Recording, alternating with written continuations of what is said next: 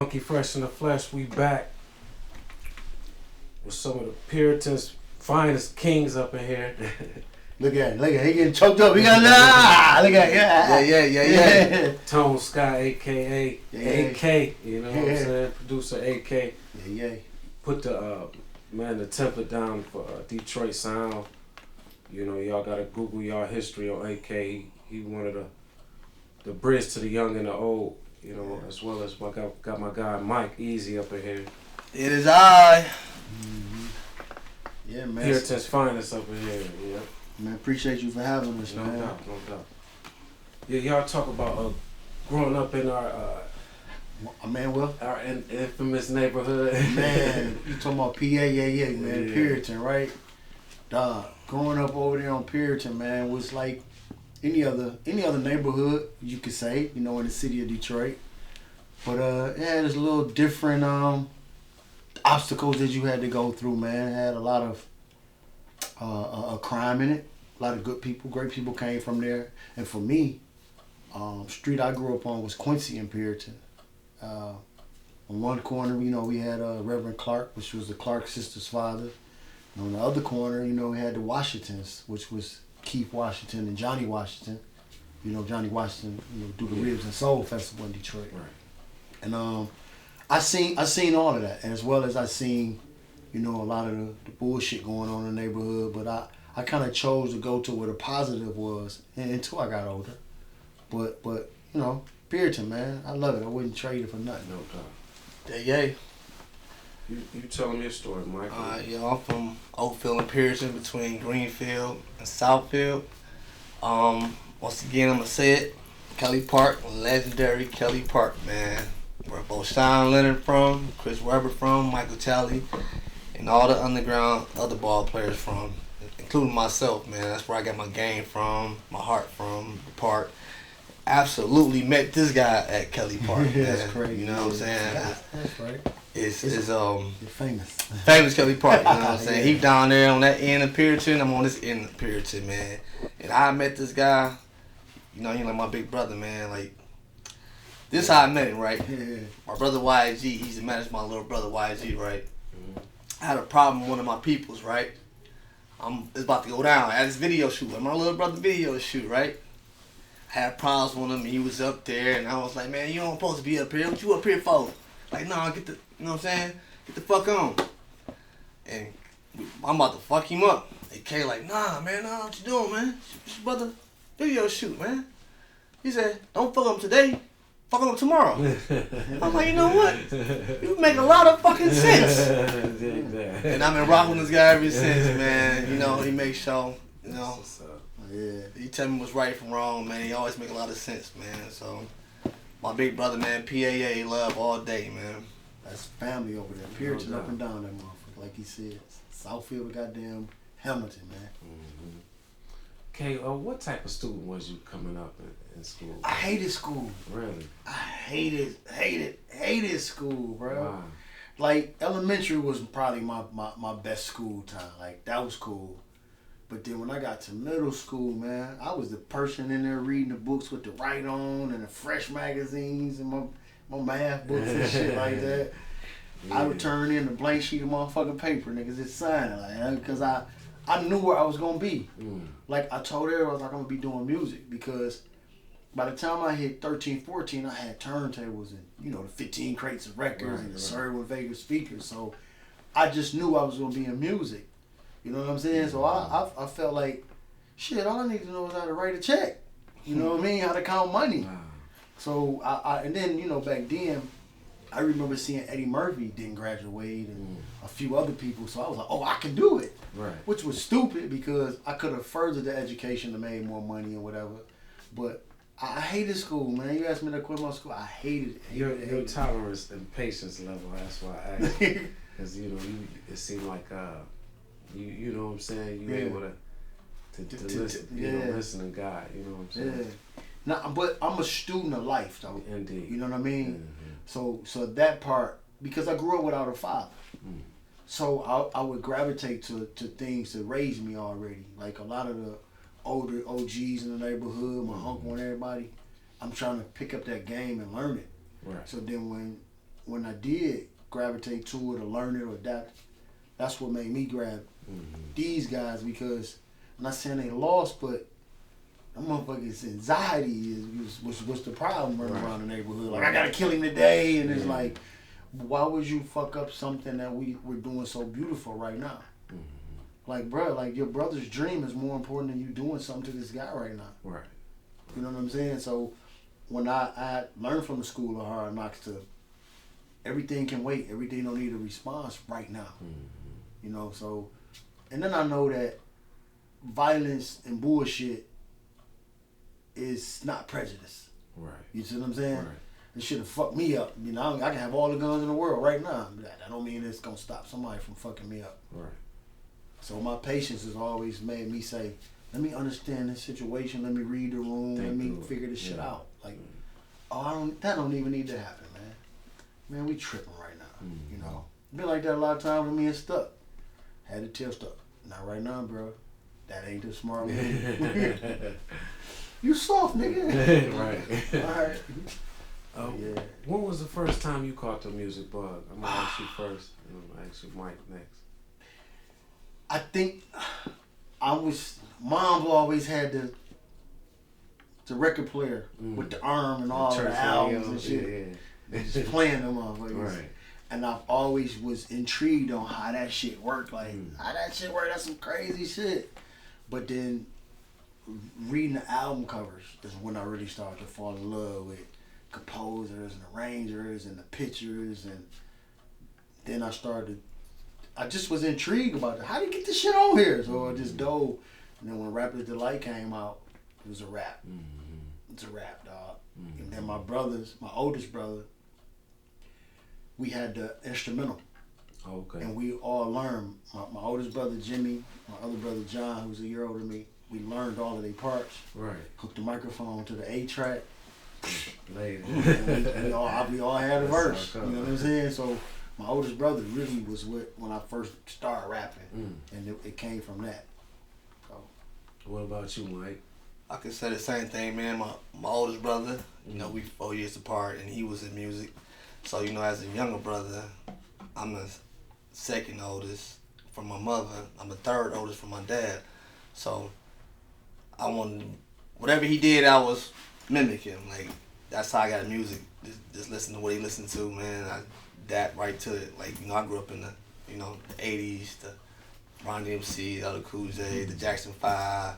My brother was listening to the Beatles, and I was listening to the Beatles, you know what I'm saying? So, you know, the Earth, Wind, and Fires, all that stuff, man. So, that's how I love music, man. It's like one of my second passion, my second love is music. What's up? AK, you released a early piece of vinyl for Detroit hip hop culture, man.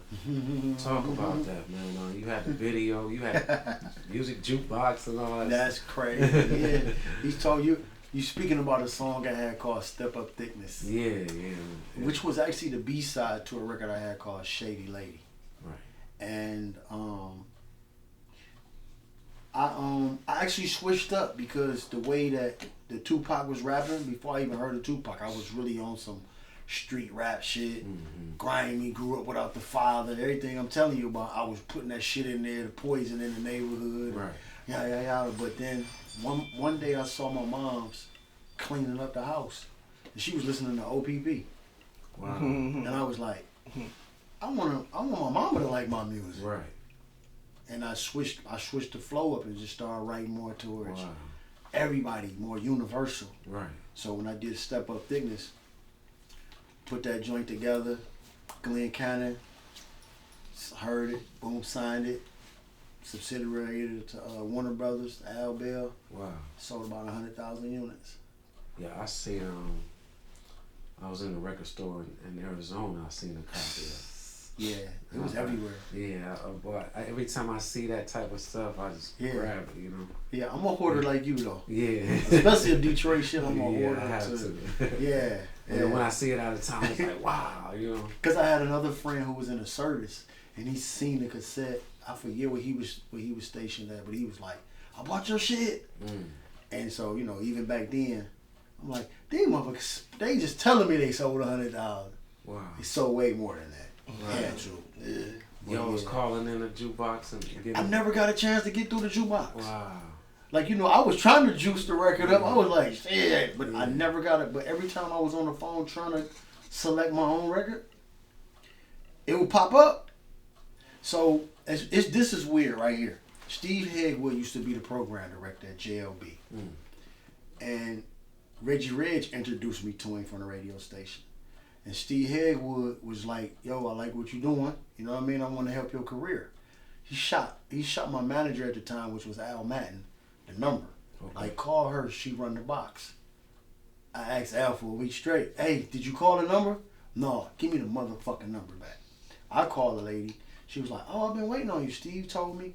So what JLB did at the time, they put their promo and attached it to my video. Okay.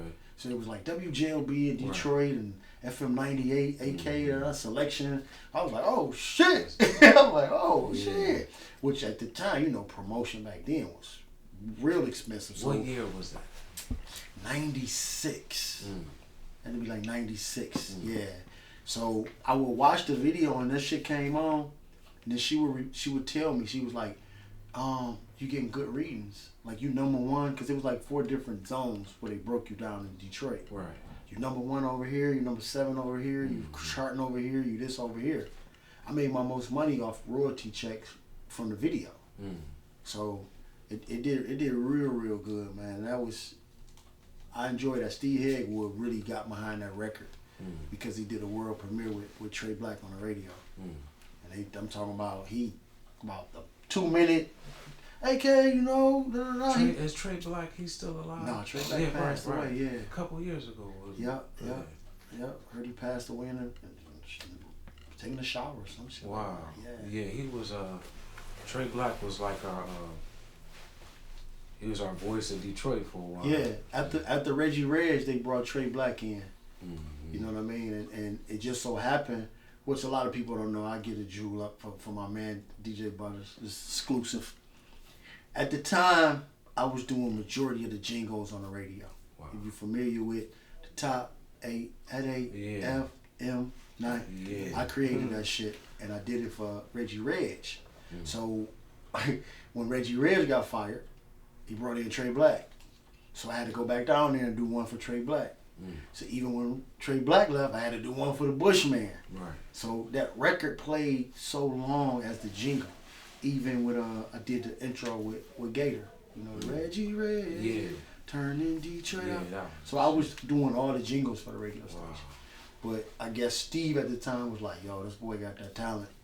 So that's why they got behind what I was doing too. What type of beats you like, Mike? Every damn thing. Man. I like majority, man. Like, I came up listening to New York rap, you know what I'm saying? Like, Wu-Tang's like my favorite group. I came up on East. Then I started liking the down south beats. And then, of course, I started liking Square and AK beats, man. You know what I'm saying? I got a little project, it ain't dropped yet. But AK and Square got the beats, man, you know? So, that's what it is, man. Boy, talent right here. I'm different though. I'm in my own lane. Like, I don't sound like the rest of these Detroit rappers. Right. I'm in my easy lane. It is our lane. Okay. I make good party music. You know what I'm saying? I make you get up and like, oh yeah. Right. You know what I'm saying? Like, that's a lot of energy because I'm full of energy and stuff like that. Whatever. But, can you give us a rundown of records you produce, man? I can go through some projects. My guy Low Fat, G-Side, G-Jack, Blade, Street Lords, Juan, Coleon, work with LL, work with Spila, 40, Gotti, Beanie Siegel, Donnie McKirkland, man, shit, you name it. There's probably somebody calling now and want me to work with it. No doubt. Martin Mook. Martin Mook. Yeah. Sometimes I forget who I done work with. Martin Mook. Lil Stuck, Payroll. Shout out to Payroll, Doughboyz Cashout, man. Yeah, a lot of them guys, man. Cheddar Boy Leak. Man, I hate getting Nick asked this question. My brother, YAG. YAG. Numbers. Hell of a. That Numbers, that Rock Hard Yeah. was so classic, man. You know what's crazy about that? See, I gotta give Butter the exclusives. You know, it's gonna be on my. You know how they be like, I can't tell you, it's in the book. Right. I'm gonna give it to Butters though. Rock Hard was an R&B group that kind of just fell into my lap, right? Mm-hmm. And Numbers, I'm sorry, was an R&B group that fell into my lap. And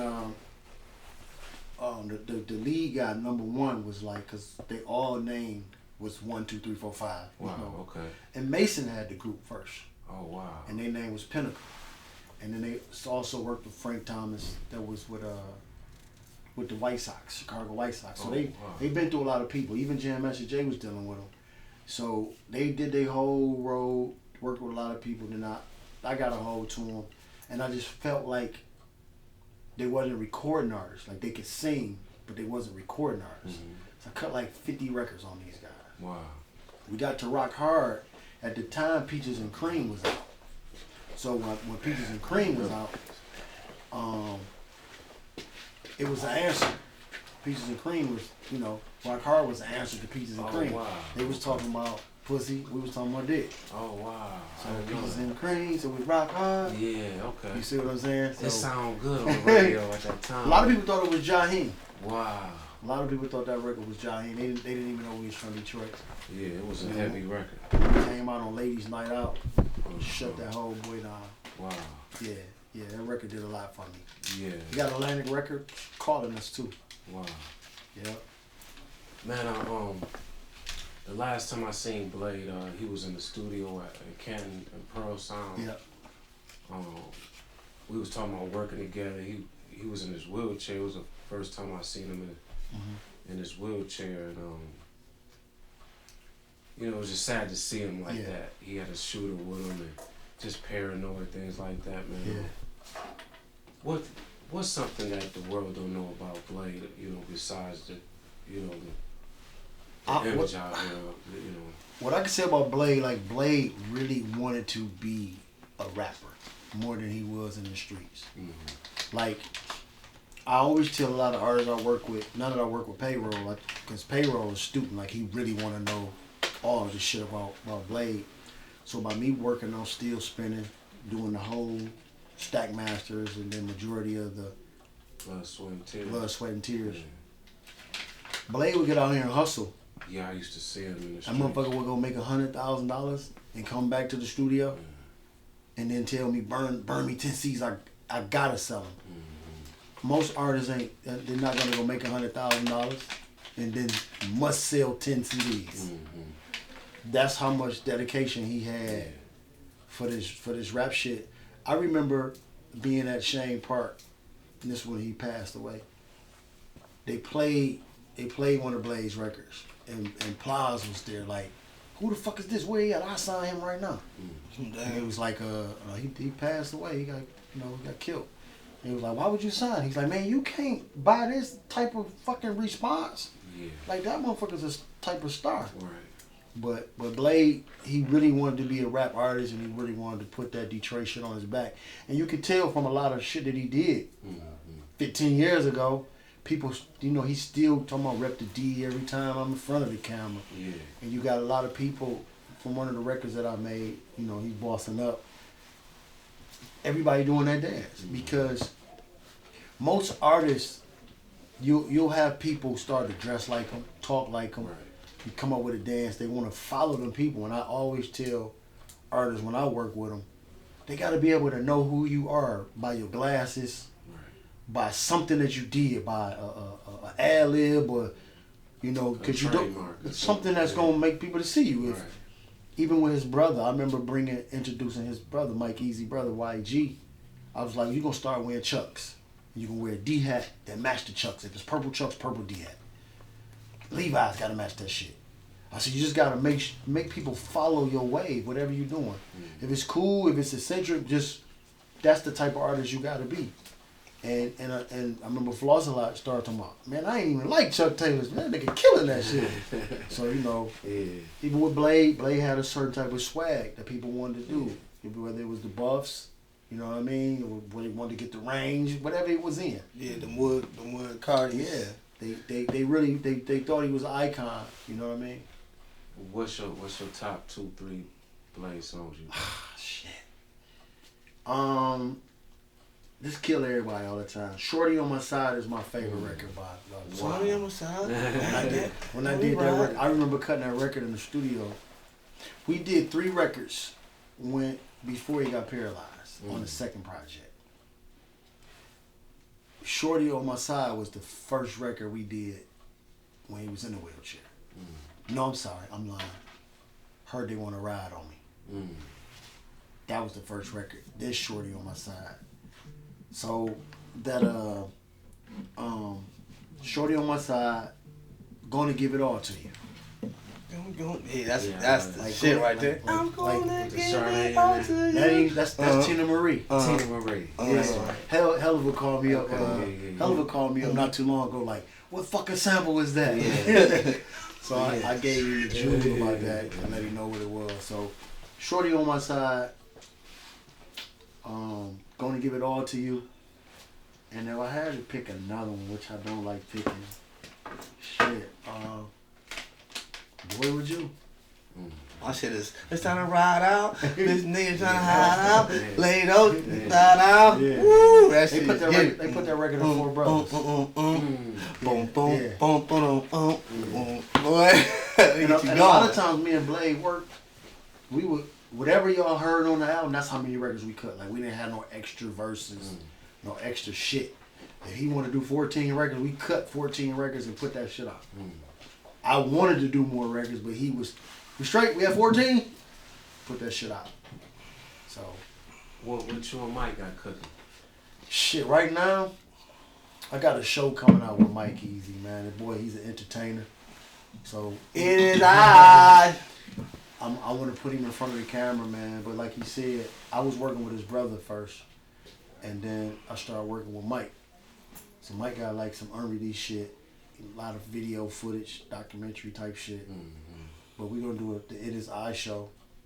You know, a little different than what everybody Stay tuned. Yeah. It's not a podcast. No shit like that. It's a show.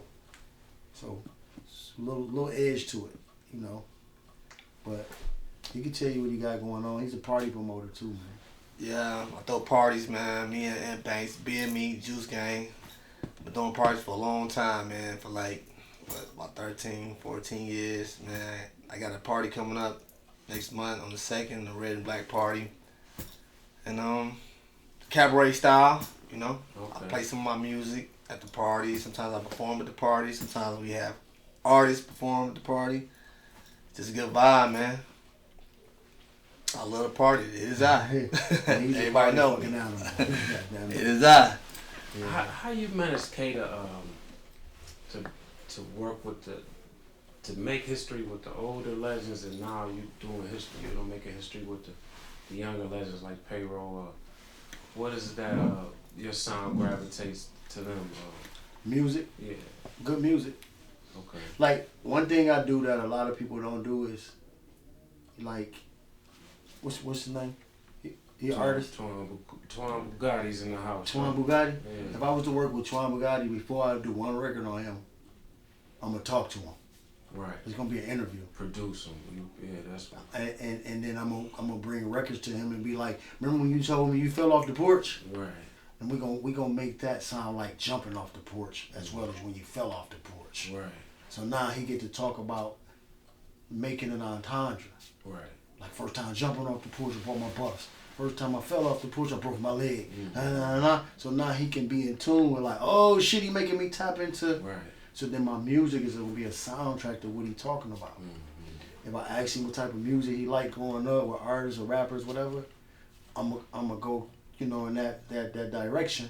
So it'd be easy for him to feel. He'd be like, it sound like the shit I fuck with. Right. I rarely make artists try shit. Like, all right, I gave you what you want. All right, now give me what I want. Try this record. And then they be like, damn, I ain't never done a record like that. Oh yeah, I like that shit. Yeah, it's good to hear Yeah. what you do with Payroll. Right. See, what pay different. Pay send me a whole acapella fucking record, and I make the beat around him just sending me a voice note. Blade, when he was in the hospital paralyzed, Blade did Love for the City like that. I got love He did I'm So Ghetto like that. He was just sending me just like, hey, I'm so ghetto. So even when I got to the studio, I said, you gotta sound like E40 on that. I'm so ghetto.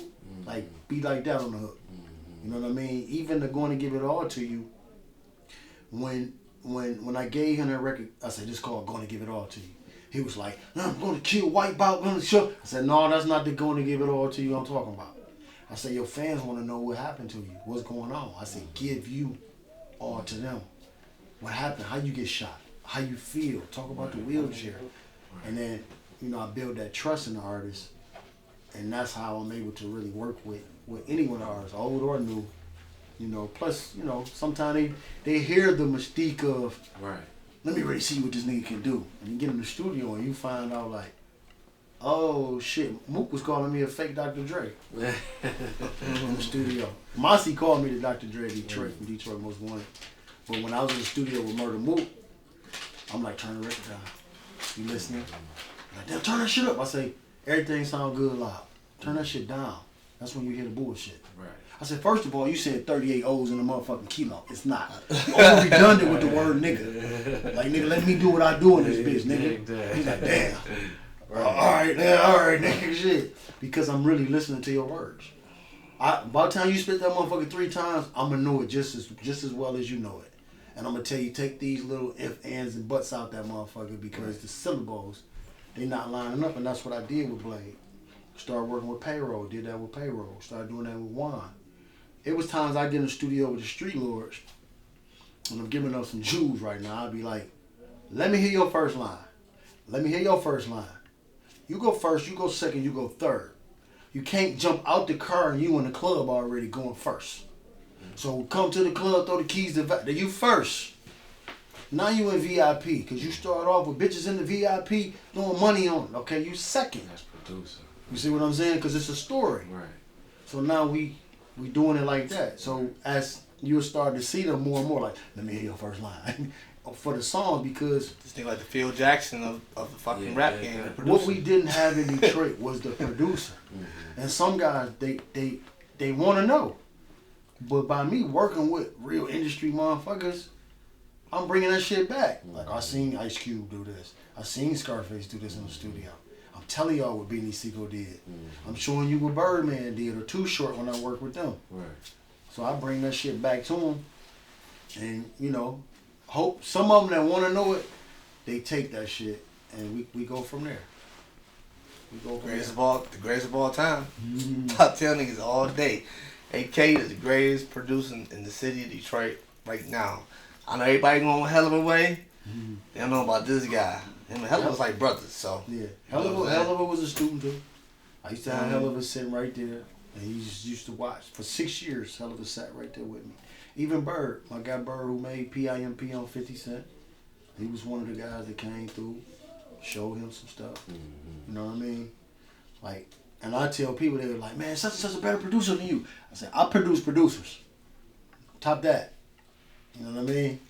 AK like a basketball, it's a clipboard, and you set a pick, you go this way, you block his mouth. That's how he, real tall, that's how he motherfucking organized. Because I want Detroit to win. Indeed. Right. You know what I mean? Like, I don't think, if I work with dude, he not competing with nobody in Detroit. We competing with the world. Right. You know what I'm saying? Because most niggas in Detroit only want to be played in a titty bar. Only want motherfuckers around in their neighborhood to ride through banging that shit. Nah, nigga, you got to be compared against all the rest of these niggas that's banging.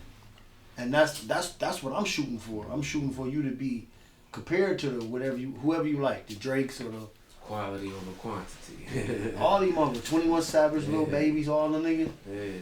When I start working with motherfuckers, not even send the music, because I know how to give you a sound. You know what I'm saying? My Detroit sound was, I remember being with Lil Blade in the studio. I was like, you know how I created the Detroit sound? I stopped playing with 2 hands. I started playing with 1 hand. Bum, bum, bum, bum, bum, bum, bum, And now you start to hear a lot of these guys with that same dun dun dun dun. That's all it was. That's all You take a little bit of the 80s sound, put it with the new shit, put the 808 in that motherfucker. Helluva just really took that motherfucker and expanded on it. He ran with it. Hell, shout out. Yeah, music with Blade wasn't in one pocket. It was just. It was everywhere. Yeah. Colors, you know. Yeah. Yeah. See, Blade kind of knew what he wanted, but he trusted me. Like what me and Blade did for each other. He took AK and put the street niggas up on me. I took Blade and put niggas in the industry up on Blade. Because they didn't believe in the street law. Oh, these niggas whack. Them niggas can't rap. The record stores, I used to watch them. I was selling my mixtapes. The record stores used to shit on them. They used to shit on them. And then once they, AK, you see something in that? Yeah, they got it. Nobody told them niggas that they timing is off. They syllables or how to make a hook. Yeah. You know what I'm saying? Like, I'm really in there. Like, stand on one foot and yell across like you in the club. Like, when we did Bust Up and Get This Money, Blade was yelling on the record. I said, if you got money, why you mad at another nigga? I said, you supposed to be boy, would you? Like, nigga, I got it. Ain't no nigga mad at another nigga. If you got money. Right. So then it's, me giving them the next track, like slow, like talk lower. Boy, would Can you imagine the access that Blade would have seen Sure. nowadays? And even the videos. He would had 100, 200 videos in a week. He would have been the...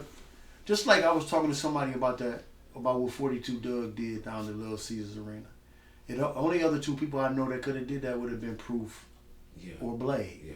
Because a lot of us other artists are more standoffish and we don't want to reach out to other people. Right. But 42 Doug didn't have that problem. Right. Blade didn't have no problem reaching out. Right. Or Proof. So when I was talking to Pay, I say, Pay, you couldn't have done that. You too fucking arrogant and you don't like it. But he love to work with. And if you call him, he'll work with you. Yeah. But he not the person that's going, man, I ain't gonna call dude, But yeah, I work with people, man. I'm one of the last producers. Me, Kid, you know what I mean? Right. Hell, it's a few other ones. Gino, my man G. Speaking of producing, you've been directing as well. Talk about the T Stucky documentary you did on what is on Prime? Amazon Prime. Yeah, we hit that motherfucker. It was everywhere. And we actually put it out on DVD first, the last of the DVD era, Blu-ray era, all that. Put it out. Cause see, when I seen Don Diva and Don Diva on the front of the cover it said Murderous Kingpin. I don't know nobody that's in the street that call themselves a murderer or a kingpin. You see what I'm saying? Right. That you basically dry snitching on yourself. So I wanted to change that whole image of him. So that's when I went in and I did the story to show people like, yo, they don't have no evidence on this dude. And he was trying to really do music. You know what I'm saying? So I was there from ground up. Before he made his first record and put the compilation, I was the one putting it. And then he was like, let's go get Proof. And we started putting all these other pieces together. But he first said he wanted to be like Master P. So I want to be like Master P. I can get you better than Master P. All right, I get what you're saying. But I did a documentary, man, to show people that there's a lot of talent from Puritan, first of all. Dude really was about the music game. And the way y'all railroaded him wasn't right.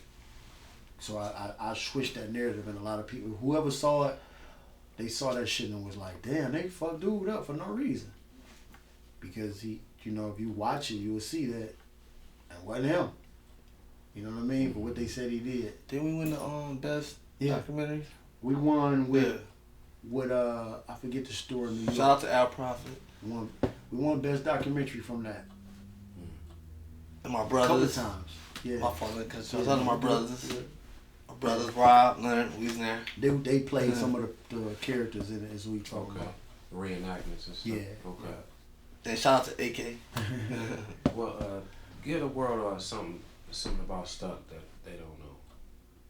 Ah, man, good dude. Forget what you heard about him. Good dude. Leave the shirt off his back. You know what I mean? He's not the monster that they portray him to be. Silly as hell, too. Motherfucker was a pure athlete. Like he really could have been in the league. Yeah. He would have been in the Hall of Fame. Like dude could play all the sports. You know, coming up in the 80s over there, Yeah. you know, everybody knew how to flip. Everybody. Off. We learned. He taught me how to flip. We learned how to flip. Flip off everything. Yeah. You know? The boy blew up a diesel inner tube. Wow. And we learned to jump off of that. We didn't have the mattresses first. He blew up an inner tube. And we was learning off of that. Wow. Like he was a real leader. He was a real leader. Talk about your duties, K. Being a sound man. I know you did the 42 Doug show. You was on tour with Akon. Yeah. Talk about what that was like, and you know, you represent for the city and that heavy fashion. Well, right now I kind of switched speeds, and I'm in the video now. I'm in the whole video world, which I kind of had already been into the video.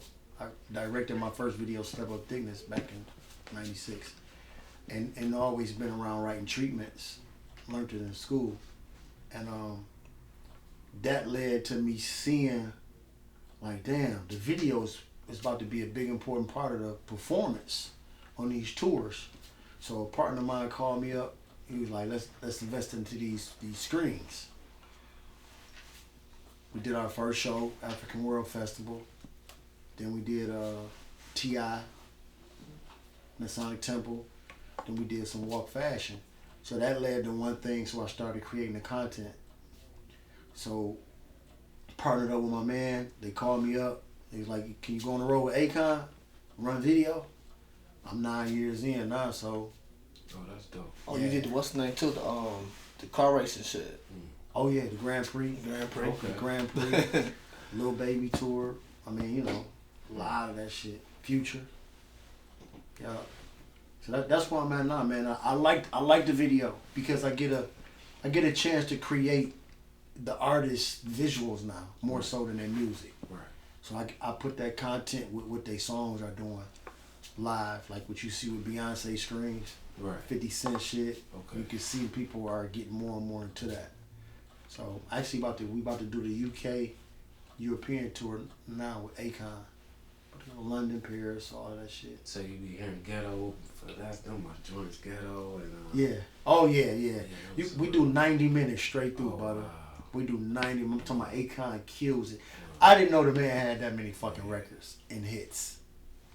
We was doing shit. We would go to Houston. He'd be like, hey, I'm gonna do the song tonight that I got with Scarface. We be in San Francisco. He'd be like, I'm gonna do the song tonight I got with E40. I'm like, God damn. He's like, I was on my Tupac shit. he was Nate Dogg and shit for a while. Yeah, we had a conversation and I said, he was the first Drake. Like you did every genre. Yeah. You got world music, Afro beats, rap, country, hard. Like he do every fucking thing. And then he signed Lady Gaga, introduced the world of Jeezy, French Montana, and T-Pain. You know what I mean? He was penning a lot of shit out there for people. And ghost producing. So yeah, we wind up, you know, clicking up like out on that first tour. Yeah, to Dubai and everything. Yeah, we just come back from Dubai. Yep. Russia. Dope. Yeah. Hey, Mike, what you love the most about being from Detroit? Oh man, a lot of things, man. I like we really a bossy up city state. We ain't for no games. That's number one, cause I ain't for no games. Like fashion, I love our fashion, cars. You know, just Detroit culture, man. One thing we need to work on is sticking together, though. That's the only thing we're really missing. Is really like sticking together. And that's crazy, cause that's our gift and our curse. Yeah. Who we are is like the gift and the curse. That's what make us so different. You know what I'm saying? And then we got the whole world jocking us now, like on the glasses, the cars, the buffs. They love our fashion. You know what I'm saying? They love everything about us. Yeah. So we winning though. We just gotta, No doubt. get together, man. Stop all this hating. Let's get it, man. We very talented, from sports, from music, from all avenues. You know what I mean? You're all fastest, man. K.O., you survive a lot of stuff out here, personal, business-wise. What's your message to the youth? You've been around some real deal people in the game. A lot of people was influenced. A lot of the rappers influenced by Blade. And, Consistency. okay. Consistency, man. You know, listening and consistency, like both of those things, they really work hand in hand. You know, you might think that, damn, this ain't gonna work for me, but shoot, that minute you thinking it ain't about to happen, it's about to be, it's right there. But if whatever road you on, if you consistent, if you on a bullshit road, you gonna run into bullshit. If you on a good road to success, you gonna run into that. Just be consistent. You know what I mean? Don't even trip on what people gonna say about your shit. You know, whatever profession, find your lane. Find what you do best. Right. Cause everybody not supposed to be the rapper. Everybody not supposed to be the producer. You know what I mean? Right. Find out what you do. Be the person that go work 2 jobs and put the money up for your nephew or your cousin, because they need that too. You know, so just be consistent. Be more consistent about what we doing, cause we'll change up and be like, I'm about to switch my shit up. I'm like, why would you switch up? The people like you now. Right. And I got a thing I always tell people, like, the Big Mac been the Big Mac forever. Right. I said, the only thing they tell you is more. Yeah. More of. They're gonna mix it with Yeah. chicken. How long the Whopper been winning? Yeah, that's just what you do. Right. You sell more of what you got. And a lot of times, Detroit, we switch it up. Right. And people ain't ready for the switch up. Right. Like, let them tell you, like, I'm ready for something new. You know, because that will fuck you up. There's a few artists that I deal with that did that. What's your last words, Mike? And I'm gonna get your last words, Kay. What they got to look forward to for me? Last word of my Easy is I'm gonna have the whole world saying it is I, my Easy baby, man. Shout out to B&Me, Juice Gang, Oops Entertainment, and my whole family, my mother. Shout out to AK, Oops Entertainment, baby. Yeah. Hey man, my last words will probably be you get out of life with what you put in that motherfucker. That's it. Take that. We got some of Puritan's finest kings up in here, man. We appreciate y'all coming down to the podcast. Thanks Funky for Fresh having in us, the man. Flesh. What's the name of this podcast again? Funky Fresh in the Funky Flesh. Fresh in the Funky Flesh. Funky fresh, funky fresh. Yeah. We out of here. Thanks, AK. Thank you. Yeah.